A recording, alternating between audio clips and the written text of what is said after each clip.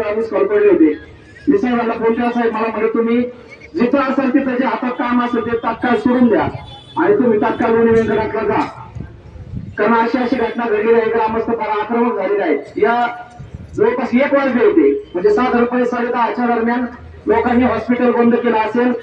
10:30 ते 1 वाजेपर्यंत आम्ही तिथं नव्हतो.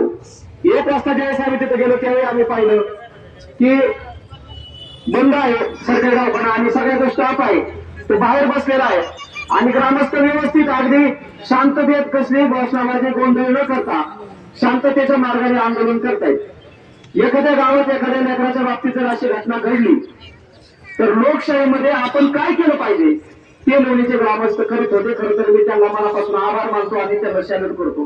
त्याचं कारण असं आहे, एका लेकरासाठी का होईना परंतु त्यांनी त्या ठिकाणी आंदोलन करण्याची भूमिका घेतली. खरं तर ही अँब्युलन्स आली कशी? संदीप साहेब आहेत का महाराज पुढे? संदीप साहेब महाराज किती वेळा पत्र दिलं आपण अँब्युलन्ससाठी? 6 वेळा पत्र दिलं. 102 ची अँब्युलन्स अशी आलेली नाही. किती वेळा दिलं पशुधन पंचायत समितीत महाराज पटे घातले घातले ना. म्हणजे एखादी गोष्ट मिळवण्यासाठी एखाद्या कार्यकर्त्याला किती टोकाचा संघर्ष करावा लागतोय आम्ही रोज करतोय.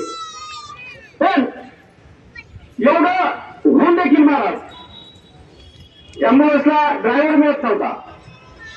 त्याच्यासाठी सुद्धा आम्ही प्रयत्न केले. ड्रायव्हर मिळाला.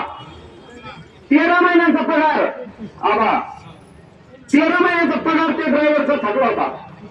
त्याच्यासाठी परत जिल्हा परिषदेसमोर मी उपोषणाला बसलो आणि जिल्ह्यातल्या सगळ्या ड्रायव्हरचा पगार मिळवण्यासाठी आम्ही प्रयत्न केले. डॉक्टर नागरवाजेला माहिती आहे ती